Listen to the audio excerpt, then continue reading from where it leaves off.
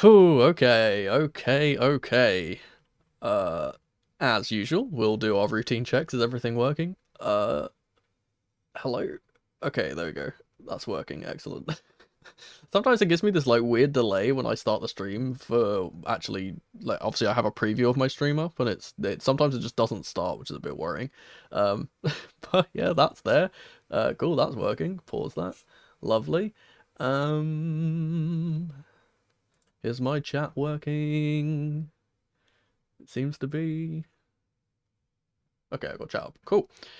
Chelsea have won a game. We are into 8th place now, which is correct me if I'm wrong. I think this might be the first time this season that we have been in a position that is single digits, which is kind of embarrassing. This is 4 home Premier League wins in a row, I believe, and Stamford Bridge, as I have been saying for the last few weeks, has become a bit of a fortress. Hello, welcome in. We'll get onto this pretty swiftly, but yeah, it's also nice to have a game. It's also nice to have the game before your birthday. My birthday is in 5 days on the 18th, and this is the first game before my birthday, and obviously there's a big break between this and the next one, because the next one is on the 23rd, I believe, so 10 days from now. Yeah, it's good. It's good seeing us in the top half of the table and not at the bottom of that top half.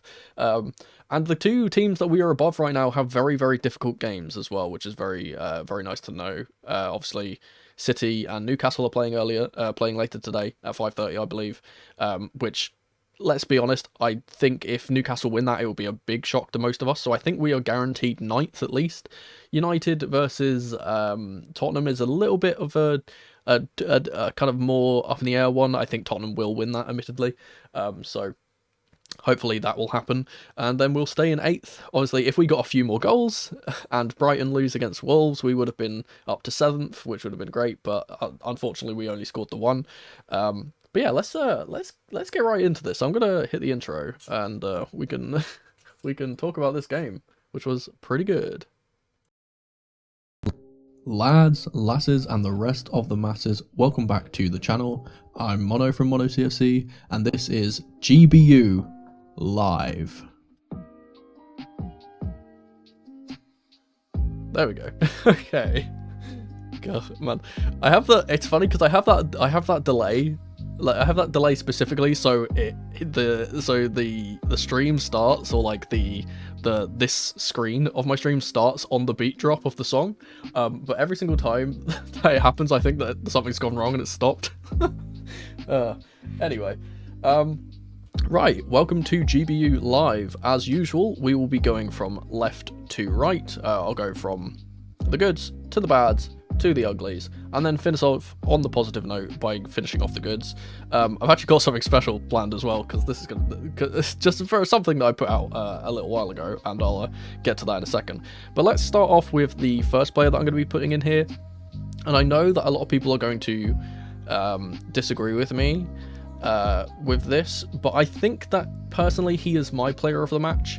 That it's very close between him and another player, which I'll get onto later, but I'm going to be putting in Cole Palmer, not only because he got his goal, obviously, which won us the game, but because not only that, but he set his own goal up with a absolutely beautifully disguised pass on the reverse to Sterling. Obviously, Sterling gets taken out by Tosin, I believe, and then Palmer, as we've come to expect, slots away his penalty very coolly. But it's not just him scoring that I want to pick up on here. It's the confidence that just oozes out of him anytime he plays and anytime he gets on the ball, especially after he scores. He seems to just have that, I don't like using this term because people meme on it a lot, but he has that aura of a world-class talent already at such a young age. And I think that it's, I don't think it's hard, like, I don't think it's putting unnecessary pressure on him to say that he is already world class, because you can tell when he gets the ball, you can tell that he's an ex-City player, if that makes sense. He just has that kind of that extra care with his touches, the extra finesse, the little flicks, the little tricks, the little turns of his body, he feels like a very silky player, a la a player that also used to play for City in like Riyad Mahrez. He really reminds me of Riyad Mahrez in that way. Just a little bit less direct of a dribbler. But yeah, I think Palmer was my personal player of the match, if not the next player, which I will mention. But let's move into the medium box, and this is probably going to surprise you. I've said this before, I am an objective person. I like to look at things from an outside view, and I give credit where credit is due. So I'm going to be putting in this medium box, I'm going to be putting in Mauricio Pochettino, because for that first half, he set us up absolutely perfectly, and I think that we should have had at least 2 or 3 goals in that first half, but our finishing wasn't good enough. The way that he, and I don't want to take the credit away from him, so I will give him credit here, but maybe it is a little bit of Enzo just kind of ignoring what he's been told and dropping deeper. But we saw from this that the setup was more of a 3 at the back. We saw Enzo dropping deeper, we saw Caicedo dropping deeper, we saw Palmer and Gallagher taking up the 10 positions, and that's exactly what I wanted to see. We actually saw a clear attacking plan in that first half. Less said about the second half. The reason why he's going in the medium box and not the good box is because of some really, really bizarre substitutions. And I mention this a lot, that Poch's mid-game management is almost comical at times. So we see, obviously we see Gilchrist come on, we see Carney come on, which is really nice to see. We see Madueke come on, which I think is a good substitution, and very early on, actually, I'll give him credit, he made a very early change, which he doesn't usually do. And Madueke comes on for Armando Broja, which I think was a bit of a weird one, considering Sterling did not have the greatest game. And I felt like he could have come off. But then we see something that is very, very common with Pochettino, and something that we've memed on quite a lot about him, which is very funny, and that's Chilwell coming on the pitch at left wing, which admittedly in this system, because it is more of a 3 at the back kind of system with Levi Colwill at left centre back, he is technically kind of a left wing back, but the way that it looks when you just look at the team is a 4 at the back formation with Chilwell at left wing, and that's very funny to me. And that leads me on to something that I mentioned earlier. I'm going to be doing something a bit different. There's a little tiny bit of a different segment here. If you follow me on Twitter, you would have seen that I put this out, and I also put it out on the community page. But I made a bingo card for this game, and I've got it here. I'm going to put it here. You don't have to see the actual bingo. So we're going to go through this real quick, because these are predictions that I made before the game. And we're going to go through this and just see how many of these that I kind of predicted right. So first up, we'll go from the left. I'm going to tick these off quite quickly. I don't want to ramble on too much. Broja drops deep just to pass it back. Yep, we saw this. We saw this quite a lot. Sterling dribbles to nowhere, then plays it to Gusto. We did not see this because he wasn't on the same side as Gusto, so we'll ignore that. Have not watched his interview yet. Big chance missed. Yep, we always miss big chances. Gallagher misses an obvious pass. This is so funny. I said this because this happens in every single game, and there's one instance in the first half where you can hear Pochettino screaming, "Forward! Forward!" and he just doesn't play it, and it's just funny to me. It's just like Gallagher always seems to miss the very obvious pass. Centre-back comes on when we're a goal down. We did not see that. Offside goal, we didn't see that. Enzo playing as a 10/2 high up. He was doing this at times, but not to the point where it was annoying me, to the point where he was dropping deep as well. Colwill afraid to overlap. That didn't happen as well. Chilwell at left wing. Yeah, we saw that. We definitely saw Chilwell at left wing. Gilchrist passion session. Yes, we definitely saw this. He came on. He had 2 touches, and both of them were absolute avid clearances, and I love that for him. Can't break down the low block. Yep, this happened. Booze at half time. This probably would have happened if Palmer didn't score. Gusto pockets his winger. That pretty much happened. Switch off at a set piece. We did not do that. Palmer G/A. Yep. DSAC gets blamed for no good reason on the timeline. Have not seen this. Unnecessary yellow cards. We saw a lot of these. Giant hole in midfield. We did not see this. Aimless crosses to no one in the box. We did not see this either. Thiago Silva shouting at the wall. Yeah, we saw this. He does it every game. It's really funny. Petrovic loses his clean sheet. We did not see this. And Colwill loses his man at the back post. We did not see this. So we didn't get a bingo, which is crazy because I expected pretty much all of these except for 1 or 2 to actually happen, and they didn't happen. So that's the thing. I might do this every single game. We'll see. But I just thought it was a fun thing to do. And we'll get rid of that now. Back to the actual regularly scheduled programming. We'll move on to the uglies. I'm only going to be putting a few things in here. The first is, I don't really know how to kind of describe this. I'm going to put it, no goal in open play. That is true. That is very true. I'm going to be putting the shield here, not for our defense per se, but it's kind of just for the end of our games are still really shaky. And I know that this is partly due to Pochettino, and I don't want to put too much blame on him because I did think he did some things well in this game, but I think it is very suspect that we always seem to drop off at the end of games, and it's just kind of a recurring theme now of every single time and it goes to show with his negative substitutions. A lot of the time his substitutions are quite negative. He doesn't do like for like very often. It's always bringing on a defensive player, like bringing on a centre back for a full back, or bringing on Chilwell who's a left back at left wing, those kinds of things, and it kind of invites that pressure. And this game got really shaky towards the end, and we could have lost it, and to be honest, if it weren't for Alfie Gilchrist we might have. So yeah, that's my ugly for this one. I've got one more of those, which I'll talk about later. Let's go back to the goods. The next player I'm going to be putting in here is the other man who you could have a strong argument was player of the match in this game, and I wouldn't disagree with you, and that's Enzo Fernandez. This is what we have been kind of waiting to see when Enzo gets to play in the slightly deeper role, and he's gotten over his hernia issues. He absolutely bosses the midfield. He was everywhere. His energy levels were incredible. He was passing like pretty much any world-class player can expect. And yeah, he just showed that quality that we know he has, and we haven't been seeing from him this season just because he's been deployed in this really weird position. And when he finally gets out of that position and is able to dictate play and is able to run up and down as an 8, which is what he was doing in this game. I don't think he was playing as a 6 per se. I think he was playing as an 8, which is fantastic for him, and I love him in that position. I think he's a bit wasted when he's too deep, but he was kind of mixing it up. He was going forward when he needed to and joining the attack, but also dropping deep and supporting the defenders and helping us play out from the back when we need to. And that it's just those little interplay moments that you see between him, Gallagher and Caicedo, or him and whoever is on the right side or the left side, depending on which side he goes over to. And it's just those little things that he does, and the way that he gets us out of tight situations and he just progresses us up the pitch. It's just lovely to see. We saw some very good range of passing from him as always, and if we see this Enzo from now until the rest of the season, I genuinely believe that we could get into at least the top 6. I genuinely believe that we can, because on his day, well, he is absolutely world class and he just carries us on his back. Let's hope he's over those hernia issues and he continued to put in performances like he did in this one.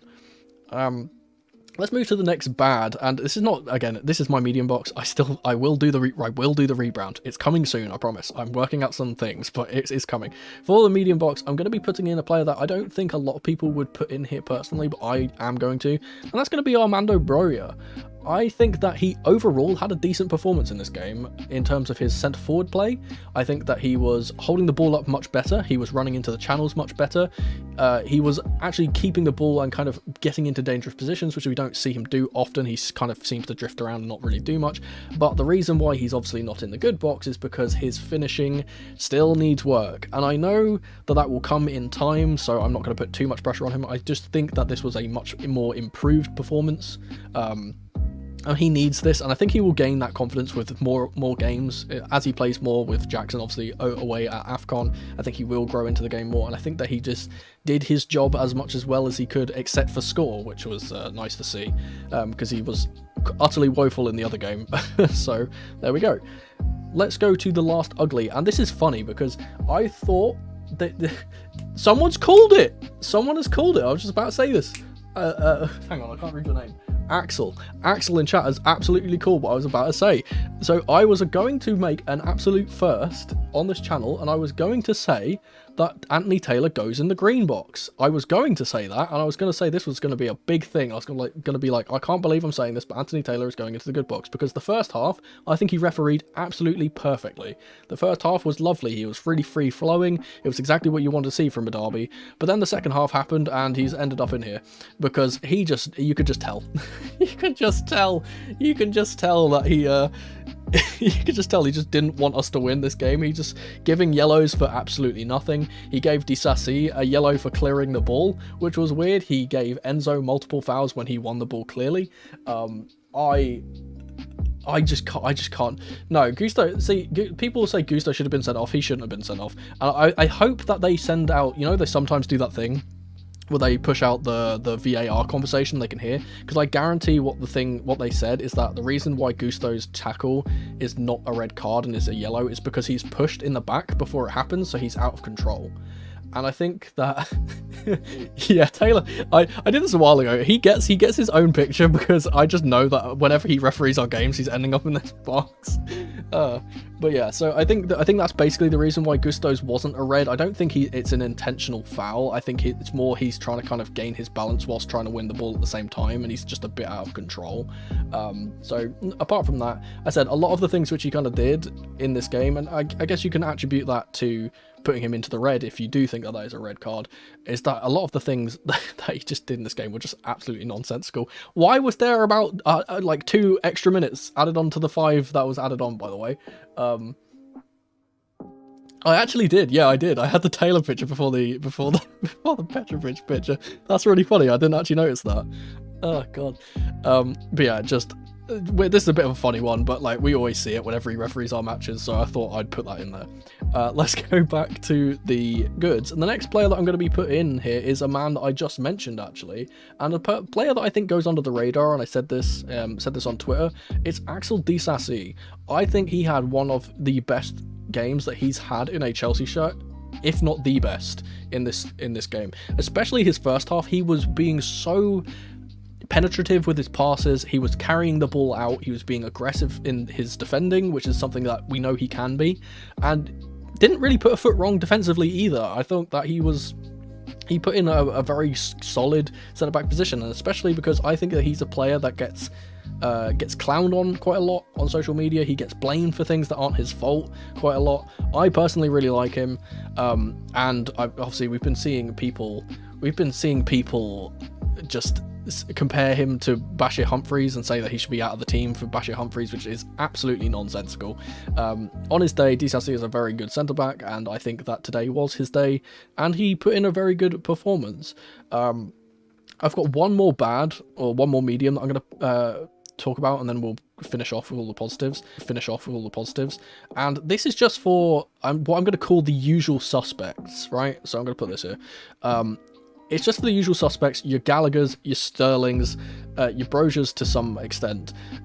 We just saw, and I think this is the reason why the first half was disappointing for me in a way, is that we played so well in that first half, but every single time the ball went to either Connor or Sterling, instantly the attack broke down. Every single time.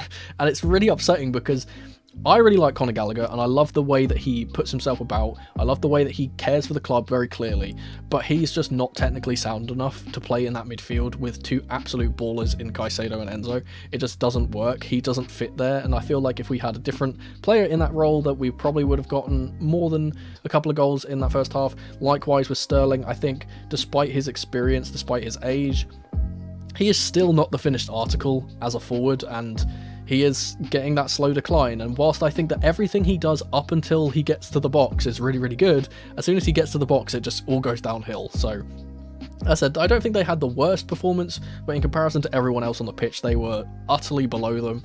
And it's just, we keep seeing it. And I don't know why Mudryk isn't playing instead of Sterling, and I don't know why Mudryk is not getting on the pitch instead of Chilwell either. That's annoying. Let's go back to the goods, because I saw a lot of people saying this next man. I saw a lot of people saying this guy's name, and it's a player that I will be putting into the good box, so don't worry about that.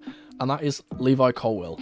I think, by my money, this is his best ever left-back performance in a Chelsea shirt, which is not saying much, considering he's pretty much been awful every single time that he has played left-back, but he was solid as a rock in this game. Not only was he defensively astute, as he usually isn't, and people always say that he kind of gets, and it was on my bingo card of him getting caught out of the back post. I don't think he was that bad at the back post in this game, but his forward play was so much improved from what it usually is. He was not afraid to overlap. He was not afraid to get into the tackles up high under the pitch. He was blasting the ball long for the left winger at times. And we saw him just play a lot better, and I think that is partly due to, and I will give him more credit here, I think that's partly due to Pochettino, because I think that the setup that he put us in, especially in that first half, kind of made Colwill play as more as a left centre-back than an actual left-back, but that he had the licence to go forward as well. Almost like an old Sheffield United overlapping centre back at times, and his range of passing is so good. And when we unlock him and allow him to do that, it's just we see the best of Colwill, and that's what we want to see. He is such a core player for this team, and the fact that he doesn't get to show that quality all the time is really upsetting. But he had an excellent game today, and long may it continue. The next player I'm going to be putting into the good is one Georgi Petrovic, because again he just comes up with crucial saves. It's very hard as a goalkeeper, and this is going to sound really funny. I'm a very short man. You guys will not know this because you have never seen me. I'm a very short man, but during my high school years, I played goalkeeper for my house in my school.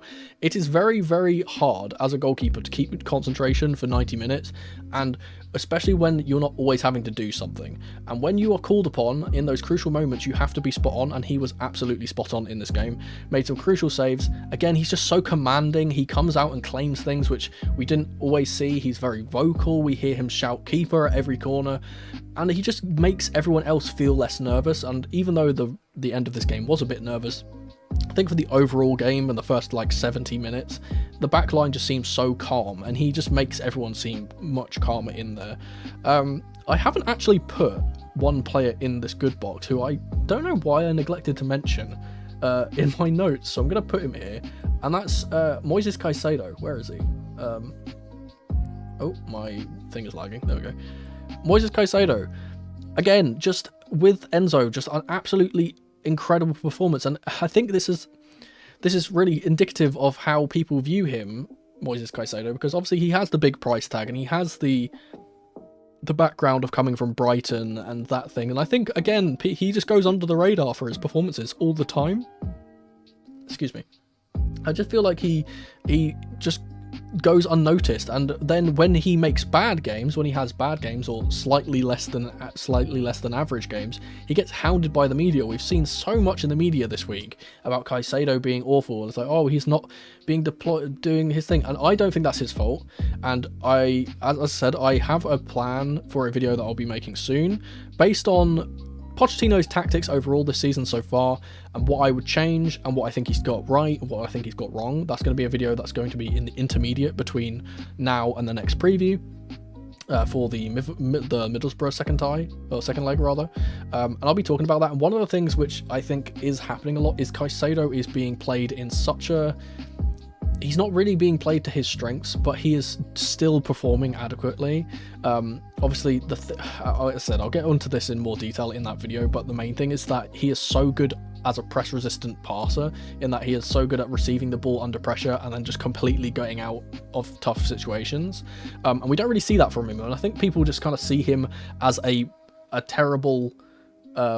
just a terrible version of N'Golo Kanté, and I think it's really horrible and really harsh to him to just compare him to N'Golo, not only because they are wildly two separate players. I think Caicedo does a very similar job in certain situations in terms of his tenacity, the way that he wins the ball back with tackles and interceptions. I think that's the kind of main thing, is that people see him as, oh, he's a very good winner of the ball, so that means he's immediately another N'Golo Kanté. When I think Caicedo genuinely, this is going to sound blasphemous, I genuinely think Caicedo has a higher ceiling than N'Golo Kanté does, just because he is so much more of a better passer, and he's so much more... I feel like he's a bit more dangerous in the final third than Kanté is, but I digress. He's not there yet, obviously. He'll have to get there. But I just feel like he's been especially after with all of the nonsense that's been going on in the media recently, I think that Caicedo really stepped up and had a good game, and I think he has a good game pretty much every single game. I think he goes unnoticed, so here's my stamp saying, Caicedo, you were noticed in this game. You were very, very good. And with that, that's going to be the end of the stream, really. I don't really have much more to say. Yes, I agree with that so much. He is the ultimate eye test. He is a litmus test. I think Caicedo is a litmus test for ball knowledge. If you just watch Caicedo and no one else on the pitch, you will see how good he is. If you don't, then you'll just ignore him and you won't see the dirty work that he gets through, and the little touches here and there, and the little things that he does, and the little marking of spaces that he does, and it's so impressive. And I just think he just goes unnoticed, and it's really upsetting because he's such a good player, and I think it's a travesty that he doesn't get the flowers that he deserves for the work that he puts in. And I think it all comes from the fact that he has that high price tag, and that obviously Chelsea aren't performing as well as we should be this season, and it kind of he gets the flack of that for no reason, and quite honestly. But we were talking about Chelsea's form. This is a much improved Chelsea, at least, and in terms of results, which is good for all of us. I love seeing my team win, and as I said, my birthday is on the 18th. It hasn't ruined my birthday. I'm in a good mood. I'm gonna end the stream, and I'm gonna be in a good mood for the rest of the weekend. I hope you guys all enjoy your weekends too. And as I said, so there'll be a video in between now and the preview for Middlesbrough. Obviously, the Middlesbrough game is on the 23rd, so expect that preview on the 22nd.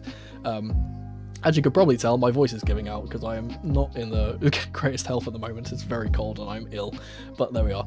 I'll leave you guys to celebrate the victory. And yeah, we're in 8th place, and I guess we're all going to probably be sitting in anticipation of the City and Newcastle game and hope that Newcastle lose so we stay above them. I'll talk to you guys. Thank you. I appreciate the green box. Thanks for hanging out, everyone. Oh my goodness. Wait, whoa. Before I end this, whoa. Jules with a super chat, and I can't... Wait, what? Hang on, 1 sec. What? I can't see the actual number. It's not showing me it. That's unfortunate. Thank you so much for the super chat. I will... Oh my god, why is my thing not working?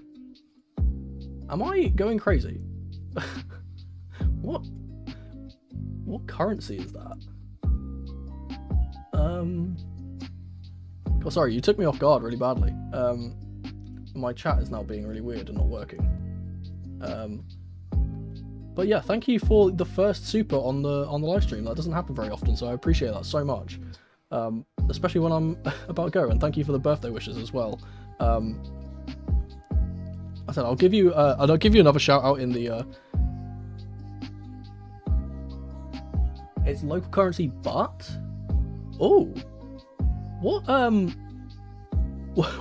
what country are you from, may I ask, if you don't mind telling the chat?